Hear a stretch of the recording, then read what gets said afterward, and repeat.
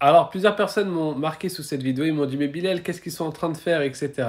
Alors, je vous recontextualise la chose. Ce que vous êtes en train de voir, c'est un live TikTok. En gros, c'était sur la nuit du 27. Toute la nuit, ces gens-là se sont réunis pour lire le Coran, pour évoquer Allah subhanahu wa ta'ala. Et à la fin de la nuit, comme chaque année, il y a de l'argent qui est réuni. Cet argent-là est servi pourquoi? Pour nourrir les pauvres autour de la Zawiya. Parce qu'il y a plein de familles pauvres, etc. Et de toute façon, toutes les vidéos et photos sont constamment publiées. Parce que l'argent que vous voyez là, c'est pas le shir qui va le récupérer. Le shir va ordonner à un disciple de le prendre. Et avec cet argent-là, il va aller acheter des denrées, de la viande, etc. pour que chaque musulman, même les plus pauvres autour de la Zawiya, puissent vivre un bon Eid, puissent vivre des bons jours avec leur famille, même s'ils n'ont pas les moyens. Deuxièmement, il est important de comprendre une chose. Le shir, il est de la famille du prophète, sallallahu alayhi wa sallam, de père et de mère. Donc en fait, cet argent-là, elle ne lui est même pas permise. Il ne peut pas prendre des aumônes, le shir. Et si jamais une personne douterait, voici l'authentification du shir, qu'il est bien de la descendance du prophète, sallallahu alayhi wa sallam. Là, vous avez toute la liste. Regardez, hop. Ça commence par le shir ici et ça termine par le prophète sallallahu alayhi wa sallam juste en bas. Donc le shir n'a pas droit de consommer des aumônes de base. Il est rapporté dans l'authentique de l'imam Muslim, ces aumônes sont interdites à Mohammed et à la famille de Mohammed. Elles sont une expiation des gens, des péchés et une purification de leur argent. Donc je le répète bien, cet argent n'est pas destiné au shir, vous l'avez compris, le shir fait partie de la famille du prophète alayhi salam. Le shir a un travail, le shir a des sources lui-même d'argent et il n'a pas besoin de demander de l'argent aux gens. Il faut savoir que la zawiya que vous voyez derrière là, elle n'est même pas subventionnée par l'État, donc ils ne reçoivent pas d'aide de l'État et malgré cela, si toi tu y vas, tu es nourri et logé. Tu es nourri et logé sans qu'on te demande rien du tout. Tu peux rester même un mois, on va pas te dire hey, tu peux payer 10 euros. Non, pas du tout. Le shir, ça fait des années que je le connais, même pour lui payer quelque chose, il accepte pas. Tu galères pour lui payer quelque chose. Quant aux vêtements, parce qu'il y en a plein, ils se demandent à chaque fois, mais c'est quoi ce vêtement? Même si j'ai déjà expliqué, je vais le réexpliquer, Inch'Allah. Alors, ce vêtement-là, ce qu'on appelle un habit rapiécé, donc en arabe, on appelle ça al-khirqa, al-muraqqa'a, al-darbara, etc. Bref, selon l'endroit et le contexte, mais ça a toujours eu la même fonction, donc je vais vous montrer. Dans l'authentique de l'imam al-Bukhari, dans l'authentique de l'imam Muslim aussi, il a été rapporté de Abu Burda que Aïcha radiallahu anha, elle a pris un vêtement et elle a juré par Allah que l'âme du prophète a été retirée alors qu'il était dans ce vêtement-là. Donc comme vous pouvez voir, vous avez les deux hadiths qui sont ici.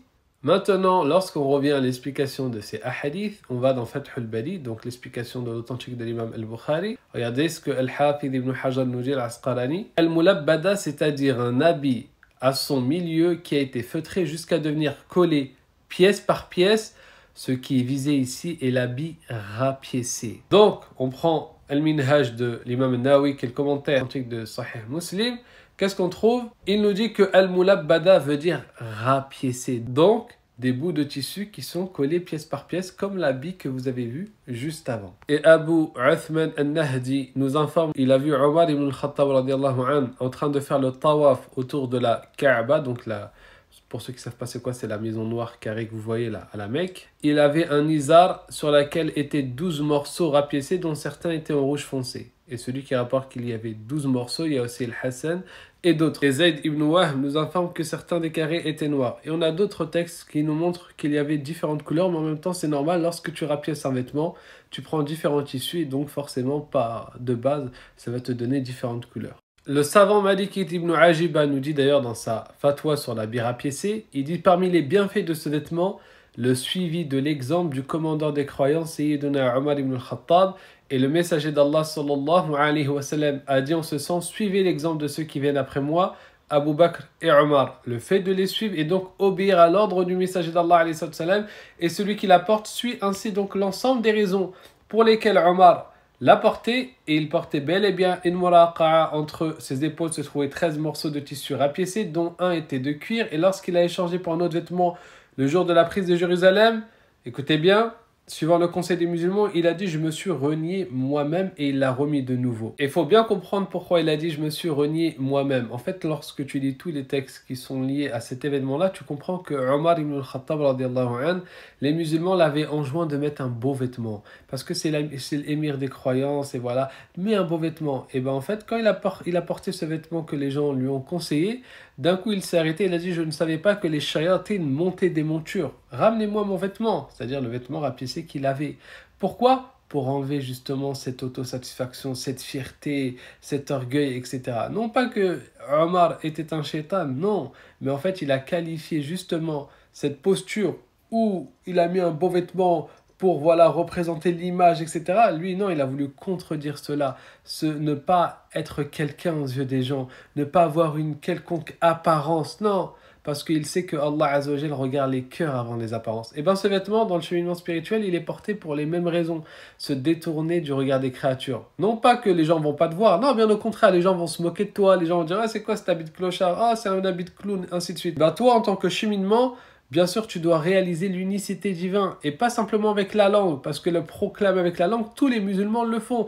Mais toi, dans les plus profonds aspects, même le regard des gens ne doit plus compter pour toi. Le regard des gens, les moqueries, etc., ça ne doit plus te faire quelque chose parce que tu es censé être une personne qui cherche que la face d'Allah Azzawajal. Tu es une personne qui est censée se détourner de tout ce que les gens disent. La plupart des gens vont s'arrêter dans les apparences. Et les grands savants qui l'ont porté, ont toujours porté cela pour les mêmes raisons et ils ont toujours été moqués. Et il ne faut pas croire que c'est qu'aujourd'hui que les gens reprochent à ceux qui portent des vêtements rapiécés de les porter. Non, regardez bien, Ali, le compagnon, Ali ibn Abi Talib, le cousin du prophète, Ali salam, le gendre du prophète, Ali salam. Qu'est-ce qu'il est rapporté dans les Tabaqat d'Ibn Sa'd? On a vu Ali portant un izar rapiécé et on lui fit remarquer, c'est-à-dire que les gens lui ont remarqué, mais pourquoi tu portes ça? Il a dit cela donne de la crainte au cœur et le croyant suit cet exemple. C'est quoi le croyant suit quoi? Il suit cet exemple dans le fait de justement mettre ce vêtement qui rabaisse cet ego-là, tu n'es rien, tu n'es personne, tu n'es qu'une créature de Dieu, tu n'es pas meilleur qu'une autre créature. Et tu as une autre catégorie de gens qui te disent non mais eux ils le faisaient par nécessité, ils n'avaient pas d'argent. Pas du tout. Donc on a montré les raisons, ils l'ont cité juste avant. Et regardez bien, Aïcha, il est rapporté d'elle par Ibn Abi Shayba. Qu'est-ce qu'il nous dit? Aïcha distribuait 70 000 dinars alors qu'elle rapiéçait son habit. Donc c'était bien un choix personnel, c'était une preuve de modestie. Elle suivait le prophète car elle-même elle dit dans le Musnad de l'imam Ahmed que le prophète chez lui rapiéçait ses vêtements. Parmi les grandes sommités de cette communauté qui ont porté ces vêtements en plus des compagnons et plein de tabi'in, etc., je vais citer des illustres savants. Parmi les illustres savants, on a Al-Izz ibn Abd Salam qui était mujtahid dans 2 écoles. Et ben il a porté ce vêtement rapiécé comme c'est rapporté par As-Suyuti et As-Subki. Ibn al-Jazari, celui qui nous a rapporté les lectures du Coran, celui qui t'a rapporté les lectures du Coran, il portait un vêtement rapiécé. Parmi les autres sommités qui l'ont porté, on avait Al-Hafidh Ibn Hajar al-Asqalani, on avait le Hafidh al-Sakhawi, on avait aussi le Hafidh al-Iraqi, on avait aussi le Hafidh Ibn Salah et d'autres. Mais vous avez remarqué que j'ai dit tout le temps al-Hafidh, ça c'est des gens qui ont mémorisé plus de 100 000 hadiths du prophète alayhi salam. Ce n'est pas des ignorants sur TikTok ou je ne sais quoi. Et d'ailleurs, avant même la venue du prophète sallallahu alayhi wa sallam, ce vêtement était très connu. Par exemple, on a dans le tafsir de Ibn Ajiba, à la sourate Al-A'raf, lorsqu'il parle du fait que Adam alayhi salam et sa femme ont pris des feuilles du paradis pour faire leurs vêtements, il nous dit quoi? Adam, donc Adam est le premier qui a porté le vêtement rapiécé parce qu'il a pris des feuilles du paradis et il les a cousues pour faire un vêtement et du coup ça a fait un vêtement rapiécé. Donc le tout premier qui a rapporté un, c'est Adam alayhi salam. Et je terminerai avec ce point c'est pour votre culture générale, c'est pas une preuve en soi ou quoi, bien sûr je les ai cités avant les preuves. Donc là regardez, dans les textes des gens du livre, le fameux vêtement que Jacob aurait donné à Youssouf alayhi salam, donc Jacob à Joseph. Donc en islam, on sait que dans le Coran, Jacob il a retrouvé la vue. Grâce à quoi? Allah l'a guéri. Quand il lui a ramené le vêtement de Youssouf, il a mis ce vêtement sur lui et il a retrouvé la vue. Allah Azzawajal, par la baraka qu'il a mis dans ce vêtement, Allah il l'a guéri. Regardez les descriptions de ce vêtement-là. C'était un tissu de plusieurs couleurs. Joseph, il l'a reçu pourquoi? Pour symboliser la transmission de la prophétie ou de la faveur divine. Et chaque couleur avait une symbolisation. Donc ça envoyait le rouge à l'autorité, le blanc à la sainteté, etc. Et voici un livre, j'ai caché le visage parce que c'est Joseph Youssouf alayhi salam qui est représenté ici. D'accord? Nous on n'a pas le droit de représenter les prophètes. Et regardez sa tunique, elle est là. qu'est-ce qu'on voit? Exactement ce que porte le frère dans la vidéo. Bref, qu'Allah Azza wa Jal vous préserve.